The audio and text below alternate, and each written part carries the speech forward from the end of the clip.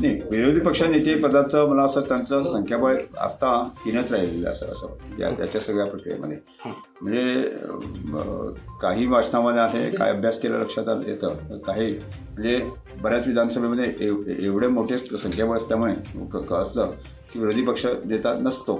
त्यामुळे आत्ता हे कायदेशीर बाजूमध्ये काय करता येते, काय प्रक्रिया आहे म्हणजे कायदेशीर याच्यामध्ये ते मी गेल्यानंतर मला लक्षात येईल.